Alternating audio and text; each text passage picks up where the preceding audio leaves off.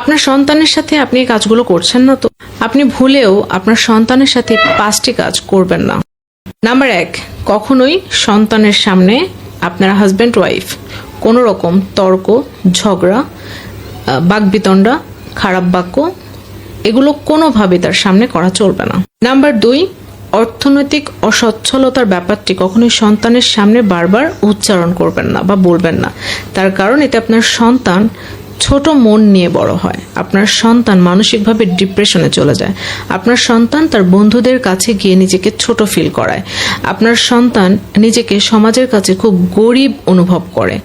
আপনার সন্তানকে স্পষ্টভাবে যেটা দেওয়ার সেটা দিবেন, যেটা দিতে পারবেন না তাকে বলুন যে এই মুহূর্তে পারছি না, পরে দিব। এটা হচ্ছে পজিটিভ একটা ওয়ে। কিন্তু আপনি যদি বলেন আমাদের তো টাকা নাই, আমরা তো অর্থনৈতিকভাবে ভালো না, আমি তো দিতে পারবো না, তোমার বাবা তো গরিব, তাহলে সে ওই মেন্টালিটি নিয়েই বড় হবে এবং বড় হয়ে সে যদি কখনো বেশি টাকা ইনকামও করে, সে তার সন্তানদেরকেও কিন্তু এই গরিব ফিলটা দিতে থাকবে। আপনার কাছে টাকা কম থাক বা বেশি থাক, আপনার অর্থনৈতিক অবস্থাটা তাকে কখনোই বুঝতে দেবেন না। নাম্বার 3, আপনার অতিরিক্ত টাকা থাকলেও কখনোই সন্তানকে উচ্চবিলাসী বা অতিরিক্ত কোনো কিছু করবেন না, মানে যেটা তার মনের মধ্যে একটা জেলাসি ফিলিং তৈরি করে, বন্ধুদেরকে সে ডমিনেট করে, সে নিজেকে স্কুলে যাওয়ার পর নিজেকে সবার চেয়ে বিগ বস ভাবা শুরু করে দেয়, বা এমন কিছু তার সাথে করবেন না যেটা অন্য 8-10 জনের থেকে তাকে ডিফারেন্ট করে, বা তার আরাম আয়েশ এমনভাবে দিবেন না যে অন্য বন্ধুদের কাছে গিয়ে সে এগুলো বলে নিজেকে বড় করার চেষ্টা করে, অহংবোধ ছোটবেলা থেকে তার মধ্যে তৈরি হয়। এমনভাবে তাকে কিছু দিবেন না। অবশ্যই আপনি তাকে দিবেন, কিন্তু পরিমিত এবং যতটুকু করলে তার মন মানসিকতা খুব সুন্দরভাবে গড়ে উঠবে। নাম্বার 4, সন্তানের জন্য আপনি যাই করেন না কেন সেটা আল্লাহ তাআলার পক্ষ থেকে, সন্তান আপনার জন্য নেয়ামত এবং সেই সব কাজ আপনার জন্য দায়িত্ব, কিন্তু তাকে কোনোভাবেই খোঁটা দিবেন না। আপনি আপনার সন্তানকে কোনো কিছু দিয়ে কখনোই খোঁটা দিবেন না। এতে করে আপনার প্রতি বিরূপ ধারণা, আপনার প্রতি নেতিবাচক ধারণা, আপনার প্রতি খারাপ ধারণা, আপনার প্রতি একেবারে বিশ্রী রকমের ধারণা নিয়ে এসে বড় হবে।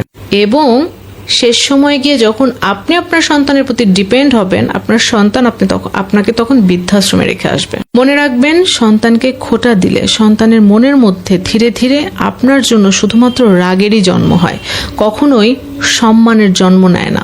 নাম্বার 5, খুবই গুরুত্বপূর্ণ, আপনার সন্তানকে যথাযথ সম্মান দিন। এই সম্মানের মধ্যে আসলে কোন ব্যাপারগুলো রয়েছে চলুন জেনে আসি। তার রুমে প্রবেশের আগে অবশ্যই পারমিশন নিন, তার বয়স যাই হোক না কেন। তার কোনো কিছু কেনার সময় অবশ্যই তার পছন্দকে গুরুত্ব দিন। তাকে বারবার এটা বলতে যাবেন না, তুমি তো ছোট, তুমি তো বোঝো না, তোমার এটা করা উচিত না, তুমি এটা করতে পারো না, আমাদের উপরে তুমি কথা বলতে পারো না, এইভাবে কথা বলবেন না।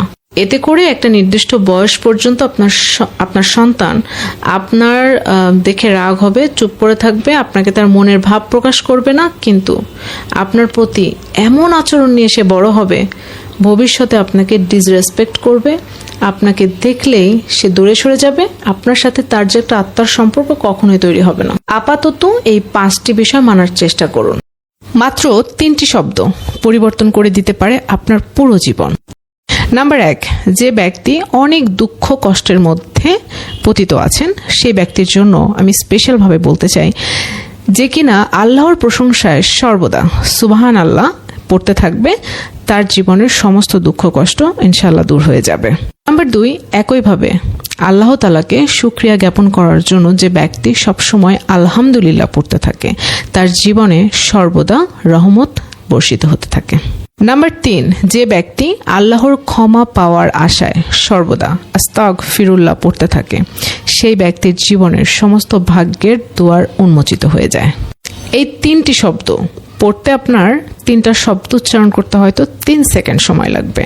সারাদিন যদি আপনি সেটা আমল করতে থাকেন, তাহলে আপনার জীবনের পরিবর্তন আপনি খুব সহসাই দেখতে পাবেন।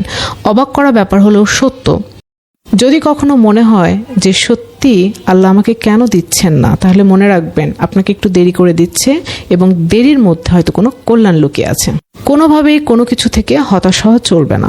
অবশ্যই মনে রাখবেন আল্লাহ তাআলা আপনার কোনো দোয়াই ফিরিয়ে দেন, কোনোটি আগে বা কোনোটি পরে তিনি আপনাকে দিয়ে থাকেন। আমার ভিডিও শেষ করার পর আমাকে ভুলে গেলে কোনো সমস্যা নেই, কিন্তু আমার পরামর্শটি অবশ্যই মনে রাখার চেষ্টা করবেন। সবাইকে অসংখ্য ধন্যবাদ। আসসালামু আলাইকুম।